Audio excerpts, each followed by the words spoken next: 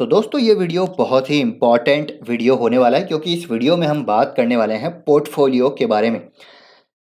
Retail निवेशकों के मन में कई सारे डाउट्स रहते हैं अक्सर पोर्टफोलियो को लेकर कि पोर्टफोलियो कैसे बनाएं, पोर्टफोलियो में कितने स्टॉक्स होने चाहिए, डाइवर्सिफाई करें या ना करें। तो ये सारे क्वेश्चंस होते हैं। तो 90% ऑफ द डाउट्स आपके इस वीडियो में क्लियर होने वाले हैं और स्पेसिफिकली हम इस वीडियो में बात करने वाले हैं how many stocks are there in our portfolio. मतलब कितने स्टॉक्स हमारे पोर्टफोलियो में होने चाहिए, आइडियली कितने स्टॉक्स का पोर्टफोलियो होना चाहिए, और डाइवर्सिफिकेशन क्यों करना ज़रूरी है, क्या उसके एडवांटेज हैं, क्या बेनिफिट्स हैं, वो सारी चीज़ें हम इस वीडियो में समझने वाले हैं। तो इस वीडियो में 5 लाख के 3 पोर्टफोलियो हम यहाँ पर लेने वाले हैं। तीनों पोर्टफोलियो में नंबर ऑफ स्टॉक्स अलग अलग रहने वाले हैं और 10 साल में एनुअल CAGR के बेसिस पे हम देखने वाले हैं कि रिटेल निवेशकों के लिए कौन सा पोर्टफोलियो यहाँ पर बेहतर है। तो यहाँ पर दोस्तों रिटेल फोकस्ड ये वीडियो होने वाला है। तो आप वीडियो को पूरा देखिएगा, बहुत सारी जानकारी, बहुत सारे यहाँ पर आपको लर्निंग मिलने वाली है कि कैसे हमको देखिए इन्वेस्टमेंट करना चाहिए। तो चलिए वीडियो को शुरू करते हैं और यहाँ पर हम सबसे पहले देखेंगे पहला पोर्टफोलियो। जो पहला पोर्टफोलियो है वो एक रिटेल निवेशक का है जिसने 5 स्टॉक्स में यहाँ पर निवेश किया है, और 5 स्टॉक्स में निवेश किया है यानी कि रिस्क एपेटाइट इस निवेशक की ज़्यादा है। तो 5 लाख का ये निवेश है और हर स्टॉक में उसने 1-1 लाख रुपए यहाँ पर जो है निवेश किया है। तो 20% अलोकेशन यहाँ पर रहा है पर स्टॉक। तो अब आने वाले 10 साल में किस तरीके से यहाँ पर रिटर्न बनेंगे, क्या यहाँ पर इम्पैक्ट रेट रहेगा, उसको हम समझते हैं। तो देखिए मान लीजिए कि यहाँ पर जो 2 स्टॉक्स हैं उनमें नेगेटिव रिटर्न रहा है 10 साल बाद। ठीक है, कुछ भी रीज़न हो सकते हैं, हालांकि 5 अगर स्टॉक लिए हैं तो पढ़ाई यहाँ पर बहुत ज़बरदस्त की होगी, बहुत डीप रिसर्च की होगी। लेकिन हम मान के चलते हैं कि स्टिल यहाँ पर जो है 40% का इम्पैक्ट रेट है। मतलब कि 5 में से अगर 2 स्टॉक भी यहाँ पर नेगेटिव रिटर्न देते हैं तो 40% का इम्पैक्ट रेट, हम ये एक स्टैंडर्ड इम्पैक्ट रेट लेके चलने वाले हैं। तो एक में जो है 40,000 रह गए और एक में जो है यहाँ पर 50,000 रह गए। मतलब एक में 50% का हिट है और एक में यहाँ पर 60% का हिट हमको देखने को मिलता है। बाकी 3 स्टॉक में देखिए, एक स्टॉक यहाँ पर 3 गुना हो गया है, बहुत ज़बरदस्त। एक स्टॉक यहाँ पर 4 गुना हो गया है और एक स्टॉक यहाँ पर जो है ऑलमोस्ट जो है 8 टाइम्स हो गया है। मतलब काफ़ी बढ़िया रिटर्न यहाँ पर बाकी 3 स्टॉक्स में बनते हुए देखने को मिले हैं। तो अब यहाँ पर अगर 5 लाख का निवेश उनका हो चुका है 15,90,000 का, तो कितने CAGR रिटर्न बनते हैं। तो कैलकुलेशन करके यहाँ पर देखते हैं। तो एक कैलकुलेशन मैं दोस्तों यहाँ पर करूँगा CAGR फॉर्मूले की। तो जो यहाँ पर फ्यूचर वैल्यू है, ठीक है, उसको हम यहाँ पर देखेंगे, future value divided by present value. और यहाँ पर कैरेट देन 1/10-1। तो ये CAGR का फॉर्मूला होता है दोस्तों, और इससे हमको CAGR पता चल जाएगा यहाँ पर कितना है। तो CAGR अब बैठता है यहाँ पर 12.26% का। तो देखिए 12-12.25% CAGR से मतलब कंपाउंडेड एनुअल ग्रोथ रेट है यहाँ पर 12.26%। अब ये हाइपोथेटिकल सिचुएशन है, यहाँ पर हो सकता है इनका एक स्टॉक यहाँ पर 20 गुना हो जाए, 30 गुना हो जाए, और कई स्टॉक यहाँ पर जो हैं बिल्कुल ही यहाँ पर बैंक्रप्सी फाइल कर दें, कई स्टॉक यहाँ पर 10 गुना हो जाए। लेकिन हम यहाँ पर स्टैंडर्ड लेके चल रहे हैं, तीनों सैंपल पोर्टफोलियो में सेम चीज़। ठीक है, तो आप देखिए यहाँ पर 12.26% CAGR से यहाँ पर रिटर्न बने हैं 10 साल में। अब इम्पैक्ट रेट है 40। तो यहाँ पर 2 स्टॉक खराब हुए हैं 5 में से। अब यहाँ पर हम पोर्टफोलियो सेकंड की बात करते हैं। अब देखिए ये थोड़ा सा रिस्क एपेटाइट इस सब जो है निवेशक की ज़्यादा है, तो उसने 5 स्टॉक में निवेश किया है। अब जो दूसरा पोर्टफोलियो है वो एक मॉडरेट निवेशक का है। तो ये है दूसरा पोर्टफोलियो, इसमें भी इम्पैक्ट रेट हम 40% का रखने वाले हैं। तो इसमें जो है 10 स्टॉक यहाँ पर रहने वाले हैं। ठीक है, 10 स्टॉक, और हर स्टॉक में यहाँ पर 50,000 का निवेश है, यानी कि हर स्टॉक में 10% का अलोकेशन है। 5 लाख का पोर्टफोलियो है। तो 40% इम्पैक्ट रेट के हिसाब से यहाँ पर 4 स्टॉक इसके जो है खराब हो गए, आधे हो गए। मतलब 3 तो आधे हो गए, एक जीरो हो गया। मान के चलते हैं कि एक जीरो हो गया। ठीक है, वहाँ पर उसने ज़्यादा पढ़ाई करी है तो उसका कोई भी जीरो नहीं हुआ, इसने थोड़ी सी यहाँ पर पढ़ाई कम करी है तो इसका एक स्टॉक जीरो हो गया। बाकी स्टॉक में आप देखें तो एक स्टॉक यहाँ पर 3 गुना हुआ है, एक 3.5 गुना हुआ है, एक 4 गुना हो गया, एक 4.5 गुना हो गया ऑलमोस्ट। ठीक है, एक हो गया यहाँ पर 6 गुना, एक ऑलमोस्ट 6 गुना के आसपास।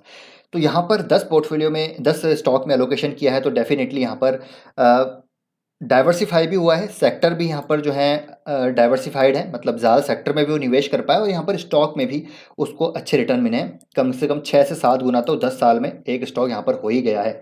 और 6 गुना होता है दोस्तों, ऐसा मतलब ऐसा नहीं है कि बहुत ज़्यादा रिटर्न है। 6 गुना मतलब 50,000 का अगर 6 गुना करेंगे 10 साल में तो करीब-करीब आप मान के चलिए 19% सीएजीआर से यहाँ पर रिटर्न बने हैं। तो वो माइक्रो स्मॉल कैप भी हो सकता है, मिड कैप भी हो सकता है। तो यहाँ पर जो सीएजीआर रिटर्न बने, जो मैंने ऑलरेडी कैलकुलेट कर लिया, वो 11.61% के बने हैं। तो इससे तो यहाँ पर रिटर्न कम बने, मतलब जो पोर्टफोलियो 1 है उससे तो यहाँ पर रिटर्न कम बने हैं। लेकिन आपने देखा कि यहाँ पर जो है एक स्टॉक जीरो भी हो गया है, ठीक है, एक स्टॉक जीरो भी हो गया है। उसके बावजूद मेरे हिसाब से यहाँ पर रिस्क कम लिया है, मॉडरेट जो है यहाँ पर रिस्क एपेटाइट है, और फिर भी 12% के आसपास रिटर्न बन चुके हैं इसके। तो मेरे ख्याल से ये भी एक बेटर पोर्टफोलियो है, क्योंकि यहाँ पर रिस्क कम है। 10 स्टॉक्स हैं तो सेक्टर एलोकेशन भी यहाँ पर हो चुका है, और एक प्रॉपर 10% का एलोकेशन भी यहाँ पर हो चुका है। तो वहाँ पर ओवर एलोकेशन नहीं है किसी भी स्टॉक में। मेरे हिसाब से ये एक मॉडरेट पोर्टफोलियो मैंने भी अच्छा रिटर्न दिया है। हम यहाँ पर बिल्कुल कंजर्वेटिव दोस्तों यहाँ पर रख रहे हैं। हो सकता है कोई कोई स्टॉक 10 साल में 20 गुना भी हो जाए, 30 गुना भी हो जाए, लेकिन हम बिल्कुल रिटेल फोकस्ड अप्रोच के साथ, कंजर्वेटिव अप्रोच के साथ यहाँ पर चलेंगे। अब तीसरा जो पोर्टफोलियो है उसकी हम बात करते हैं, उसमें कितने स्टॉक हैं। तो तीसरा जो पोर्टफोलियो है दोस्तों यहाँ पर, वो है 5 लाख का, और यहाँ पर जो स्टॉक है वो है 20 स्टॉक, और यहाँ पर जो रिटर्न बने हैं वो 14% से ज़्यादा के रिटर्न बने हैं। और यहाँ पर भी इम्पैक्ट रेट हम 40% का लेके चल रहे हैं। और यहाँ पर आप देखिए 2 स्टॉक यहाँ पर जो है ज़ीरो हो गए, मतलब हम मान के चल रहे हैं कि यहाँ पर ज़्यादा स्टॉक में अलोकेशन किया है तो यहाँ पर और भी कम पढ़ाई हुई होगी, यहाँ पर रिसर्च कम हुई होगी, स्टडी कम हुई होगी। तो 2 स्टॉक यहाँ पर बिल्कुल ही ख़त्म हो गए, ये पैसे बिल्कुल डूब गए। बाकी स्टॉक जो है यहाँ पर आधे हो गए, सारे ही आधे हो गए, ठीक है। 6 स्टॉक आधे हो गए, 2 स्टॉक खत्म हो गए, 8 स्टॉक्स का नुकसान हो रहा है, 8 स्टॉक्स में।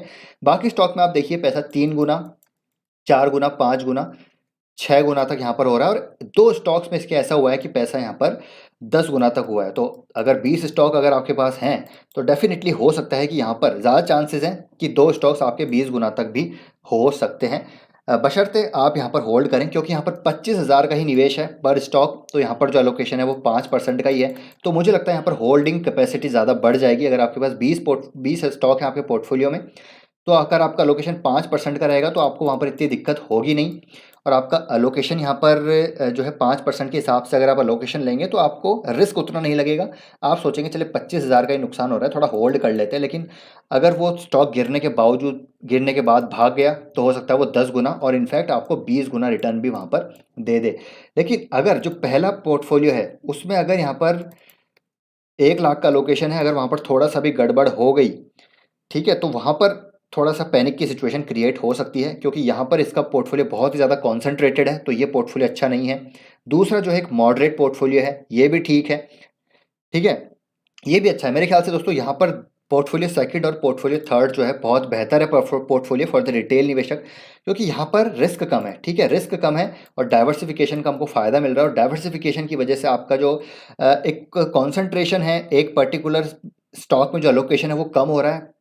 सेकंड पोर्टफोलियो में 10% था, उससे ज़्यादा नहीं था, जैसे कि मैं हमेशा आपको बोलता हूँ। और सेकंड स्टॉक जो सेकंड पोर्टफोलियो उसमें 5% एलोकेशन है आपका।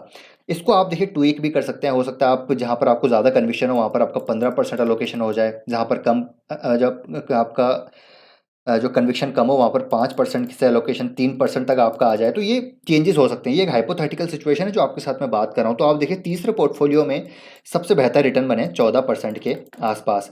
तो मेरे हिसाब से थर्ड पोर्टफोलियो यानी कि 20 स्टॉक्स का पोर्टफोलियो यहाँ पर आपका होना चाहिए। अगर आपका पोर्टफोलियो 5 लाख से 20 लाख के आसपास है तो मेरे ख्याल से यहाँ पर आपके पोर्टफोलियो में 20 स्टॉक हो सकते हैं। आपका पोर्टफोलियो अगर 50 लाख के आसपास है तो आप इस जो है पोर्टफोलियो का 25 से 30 तक भी लेके जा सकते हैं।